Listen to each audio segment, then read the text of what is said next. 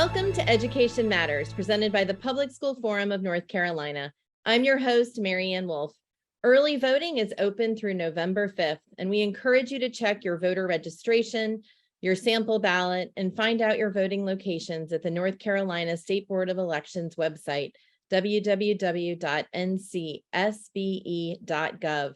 And remember, you are not required to show a photo ID when voting, and curbside and assisted voting options are available. On today's show, we will talk with guests about the importance of voting, how voting for local, statewide, and countrywide elections can be critical for creating change, and why your vote matters, especially for education.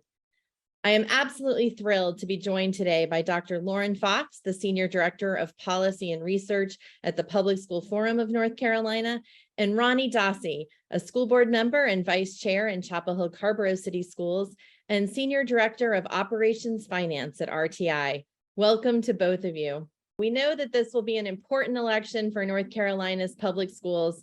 Which roles that will be on the ballot this election season should education voters be paying attention to?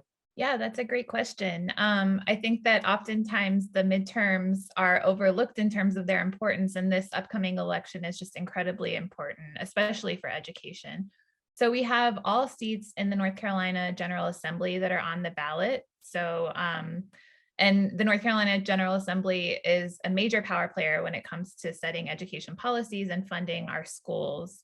So those are just incredibly important elections for us to consider. We also have 2 Supreme Court seats that are up for grabs, as well as 4 seats on the Court of Appeals. And as many folks may know, judicial seats can be really consequential when it comes to cases related to education, such as the Leandros court case that is currently sitting with the Supreme Court. So those judicial seats have major ramifications for public education. And then, of course, we have many seats for county commission and school board who set education policies and make local funding decisions.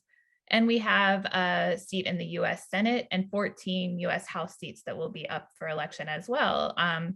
And North Carolina's elections for those federal roles may be critical in determining which party holds power in Congress. Lauren, clearly this is a very important election and such a great reminder for everyone out there to plan when they're going to vote, whether early voting or day of or absentee. Rani, I realize that you are not up for re-election this year, and I would love to hear your perspective because you have 7 years of experience on the school board. What do you want the general public to know about the role of school boards, and what you do and do not have jurisdiction over? Yeah, it's a great question, Mary Ann, and thank you. I struggled with the question when I was a candidate and learned more when I was elected to the school board. So I'll just start with the local boards of education are the policy-making bodies for school districts. So our primary responsibility is to outline how community values are represented in schools through policies. And then they issue that guidance that the superintendent is then responsible to operationalize. So I'd say overall, the focus of the school board is on high-level student success, appropriate fiscal management to optimize budget resources, and then align all of the work we do to our strategy and mission. I think another important note, Mary Ann, is that school boards in North Carolina do not have the authority to levy taxes. So funding to support school districts come from 3 primary sources. So roughly for Chapel Hill Carrboro City Schools, we get approximately 50%, a little bit more than 50% from local funding. So our county commissioners and local property taxes. The state provides about another 45%, and then there's about 5% federal funding that we receive. So I think that was a big understanding for me of the constraints that school boards have around funding the needs appropriately. Lauren, one of the things that Rani definitely referenced was the role that state government plays. And I wonder if you can talk just a little bit more about the role of state government, but particularly the North Carolina General Assembly in education policymaking and funding. There are various entities at the state level that play important roles in education, including our governor, the State Board of Education, and particularly the General Assembly. I think a lot of North Carolinians don't know that our state constitution establishes the state's clear role and responsibility in setting education policy and funding public schools. The Constitution requires that the state provide a free and uniform system of public education for all students. And it also outlines that it's the General Assembly's responsibility to fund instructional and operational costs for public schools. And because they hold that responsibility, the General Assembly also has a lot of power in setting overall education policies, and that they determine how money is spent, how to appropriate it, and how much. And they often weigh in on things that fall outside of funding decisions as well, like teacher licensure, accountability, curriculum, and things like that. And speaking to Rani's point about the proportion of funding that comes from the state, local, and federal sources, statewide, about close to 65% of funding overall comes from the state for instructional expenses, and about 25% comes from local sources and about 10% from the federal government. And that's for those instructional expenses that the state is responsible for providing. So I just want to lift that up, that locals are contributing a lot of funding to cover things that technically fall under the responsibility of the state in order to provide educational opportunities to their students. And one area that I'm hoping we can spend a couple minutes on is also just facilities and construction, because while that is intended to be a local expenditure, we know that, as you just said, Lauren, so much of local funding is used for the instruction or operational expenses, that we do have a significant backlog of well over $13 billion in our state. And so that is another area where we see what is supposed to be, but if the funding isn't available, then sometimes that just is, it ends up being a big gap. Lauren, one of the things the forum does to try and elaborate on some of these kinds of things is every 2 years we produce the education policy primer.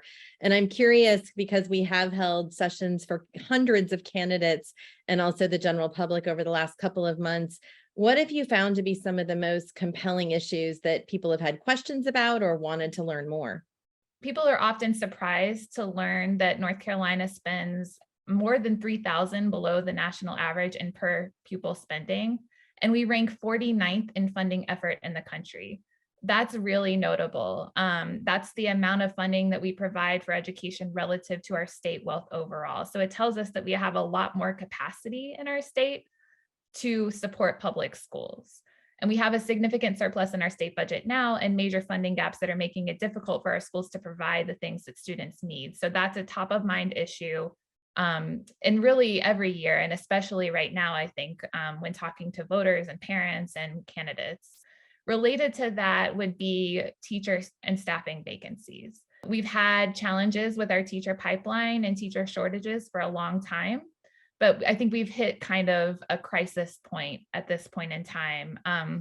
We know, based on a survey that the School Superintendents Association in North Carolina did at the beginning of the school year, that we have more than 11,000 staffing vacancies in our public schools statewide. And over 3,000 of those are in certified teaching positions. And many additional teaching positions are filled currently by an individual who is not fully licensed to teach. So the situation we're in right now is really getting to a point where we know that we need to do something differently. And we know that teachers are deciding to leave the profession, or maybe candidates are not going into the profession due to things like low pay, burnout, and devaluing of the profession overall. So I think that many voters are thinking about that, recognizing that, you know, their children are going to school and may be missing teachers in core subject areas. And that's just an incredible loss for our students. So I think there will be a lot of attention to ensuring the teachers are paid fairly and that we're investing in recruitment and retention and preparation programs. And I would also say that safety and student mental health are really top of mind for voters and for candidates, with increases in school shootings. We know that mental health concerns for students like suicide and depression rates are on the rise. So many of our voters are thinking a lot about what supports our schools and our students need to be able to address those concerns. We know that students can't learn until their mental health needs are taken care of. Thank you so much to both of you. We'll be back after the break to continue this important discussion. Education Matters is brought to you each week in part by Participate Learning, uniting our world through global learning. We're thrilled to have Dr. Lauren Fox and Rani Dasi with us again to continue this discussion about issues related to education that are on the ballot and how you can learn more. Rani, I'm really curious to hear if these are issues that you're thinking about in your role, and if there are others, and then what you think is needed to support our students and teachers. We are really struggling to fill teacher vacancies. We're really feeling that impact this year in a way that we haven't as a district, and we're fortunate to be one of the top paying districts in the state, if not the top. And so we know that if we're feeling it here, it's definitely going to be impactful across the state. We also know that a quality teacher is one of the most critical elements to student success. So we have to address this funding quickly. Locally, we've tried to supplement with some local funding, but that's not really a sustainable model. We're also seeing, coming out of the global pandemic, a high level of needs for both students and staff and mental health and health resources. We know that sometimes schools are the only places where students get to see a healthcare provider and their school nurse.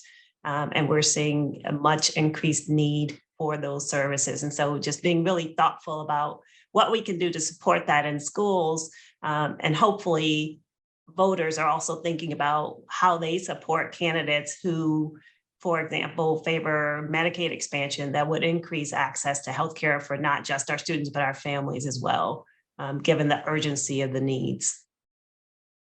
It's a great reminder of how many issues are connected, even if they might not necessarily fall under that education umbrella. They really influence how students are ready to learn and the supports that schools provide. Rani, what do you wish people knew about the challenges and opportunities facing schools, or what should they be researching before they vote? We just know that there's such an urgent need to invest in education, to avoid long-term damaging impacts to both education, but also broadly to the North Carolina economy. I would say school buildings also have urgent needs that must be addressed. We've got crumbling school buildings, inadequate ventilation, cramped spaces that's not supportive of technology in the way that we know that technology today adds value to student learning. And I think North Carolina public school districts say they need over $12 billion over the next 5 years to build or repair their facilities. And I want to make a point here, Marianne, because this is about $5 billion more than districts reported needing just 5 years ago. And so the more we delay addressing these school renovation issues, the greater the need. You don't see other industries hesitating to invest in maintaining and repairing their facilities. And certainly when you think about how impactful those environments are to student needs, that helps us all understand the urgency of doing that work. We desperately need to elect candidates who understand education issues and who will vote to adequately fund public education across the state of North Carolina. We do hear a lot of, well, all the challenges North Carolina is facing are like every other state in the country. And while I think we see consistencies, I also see some differences. And I'm just curious about how you view that, or how you might respond to a question like that. One of the unique things is North Carolina has historically been a state that's really valued education. You can see this back in the early 50s and 60s when we developed the Research Triangle Park, and in an effort to bring technology and kind of industries of the future to the state. And I think certainly we say that we want to continue to do that, but it's not clear that when we make investment choices, we're actually doing that. I just wanted to kind of talk to one case that's pending before the Supreme Court that could be impacted by who we elect also, which is the Leandro case, regarding the state's constitutional responsibility to provide education for North Carolina students. So this dates way back to 1994, where the 5 school districts sued the state, asking that students receive the same level of educational opportunities as students in higher income counties, which sounds right. That makes sense for if you're trying to think about developing economy across the state and making sure that all of your students are learning and growing. Twice in 1997 and again in 2004, the North Carolina Supreme Court ruled that North Carolina does have a constitutional obligation to ensure that all students have access to a sound basic education. And then in August 2022, the North Carolina Supreme Court heard the case for the fourth time. I will say what's different about North Carolina than other states is North Carolina is certainly currently sitting on a budget surplus of more than $6 billion. And I would just ask the question of why would we not, when we know that we have these significant needs in investing in teachers and staff, when we know that we have the needs around infrastructure and we can help our economy with providing jobs, why would we not invest this money in education? And so I think that's what's a little bit different from other states. And I would encourage the voters to consider who's actually supporting education when they think about questions like that. Lauren, Rani has laid out many things we hope voters think about. How can they learn more? Yes, I'm thrilled to share some resources with our viewers. So first, I would like you all to take a look at the North Carolina Education Policy Primer that the forum has released for 2022. We release this report every 2 years, and this is like an encyclopedia on education policymaking in North Carolina. So if you have questions about whose responsibility it is to serve different needs for our public schools, that's a great resource to take a look at.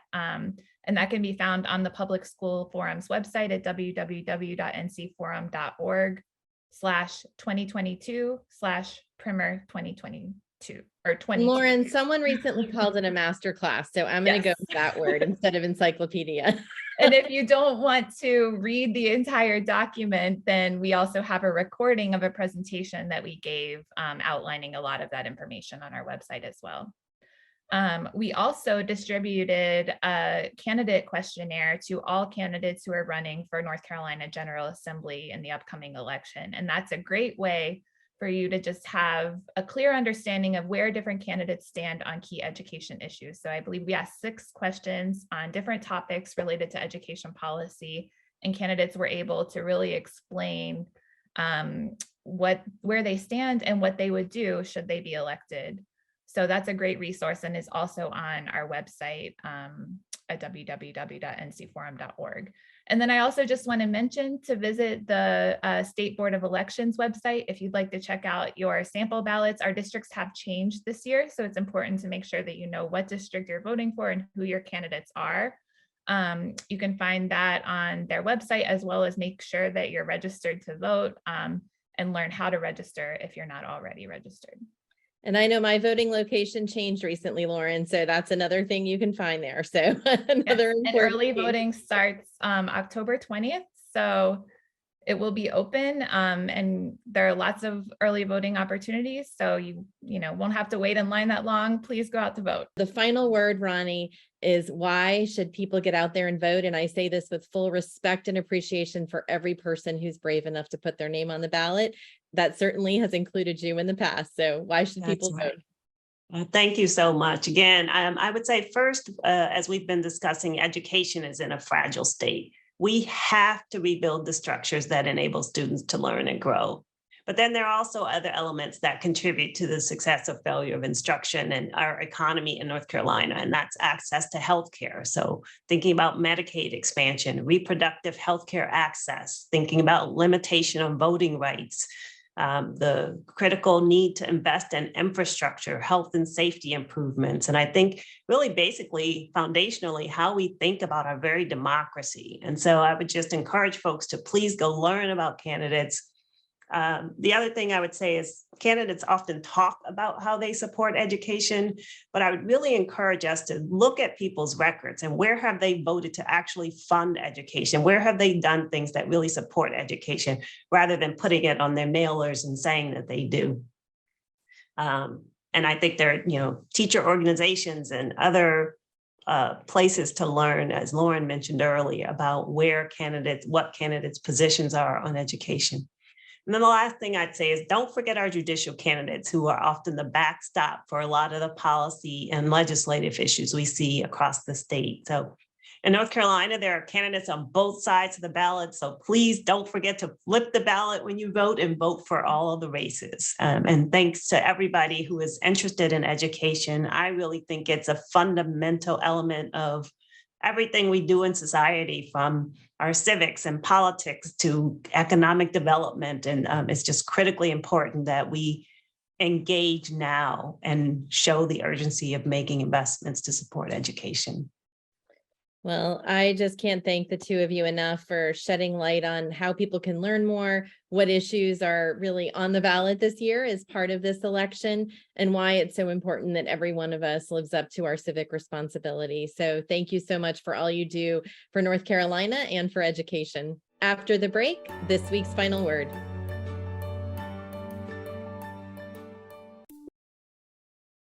Heading into this political season, the importance of this election cannot be overstated. You have the responsibility and the opportunity to make your voice heard. Along with education, other hot button issues such as women's reproductive rights, gun safety, the economy, and inflation have been major topics of conversation this year, and people seem to have strong opinions on each. But now it's time to turn those words into actions. You have the opportunity to decide how candidates' commitments align with what you think is best for our state's future as you vote for candidates for the North Carolina General Assembly, judgeships, and other state and local positions. We at the forum urge you to research the candidates in your district to find out whose values align with your own. Our 2022 North Carolina General Assembly Candidate Survey is a resource we hope can be a helpful tool for you in your research. This survey was distributed to all candidates running for the General Assembly and included 6 questions addressing key education policy issues that impact public schools across our state every day. Many of those issues come down to funding and what and how candidates prioritize investments for the next generation of North Carolinians to thrive. While many different issues come up related to education in this election, teachers are a major one, especially this year with the long anticipated shortage becoming a reality in nearly every district in our state. It's clear from the thousands of vacancies for teaching positions It's clear from the thousands of vacancies for teaching positions across the state when school began this year that a base salary of $37,000 and the working conditions of the profession make it very difficult to recruit and retain the highly effective, diverse teaching workforce our students deserve and need to succeed. North Carolina is 38th in the nation and about $12,000 below the national average for teacher pay. Currently, the teacher tax, or the discrepancy between teacher pay and what candidates with similar education and credentials make in other professions or industries, is 24.5%, which makes choosing teaching as a profession a challenging financial decision. Our willingness to invest in the future as a state is also evident in how we treat and compensate our educators. While it can be difficult to identify who is responsible for what when it comes to public education, the North Carolina General Assembly has the power to address many educational issues, especially state funding, but also accountability, calendars, and other policy issues. We encourage you to check out our 2022 North Carolina Education Policy Primer to gain a better understanding of the roles various state and local government organizations play in decision-making and funding for public schools. The primer serves as a fact-based guide to public education in North Carolina and provides a comprehensive overview of how education policy is made, along with the current state of public education and the policies guiding it, with the goal of informing current policymakers, candidates for public office, and voters. It seems like the phrase "voting is more important than ever this year" makes it into every election year. However, I will point out a couple of facts. According to the 2020 census, North Carolina's average per pupil spending was 26%, or over $3,000 below the national average. With every seat on the General Assembly being up for election, how North Carolina will or will not invest to address this gap in the future is on the ballot too. Whether those facts constitute an election that's more important than ever is up to you, but it is important, and your vote is needed to see the outcomes you're hoping for. Thank you for taking the time with us to learn and think about education. That's all for today, and we'll see you next week.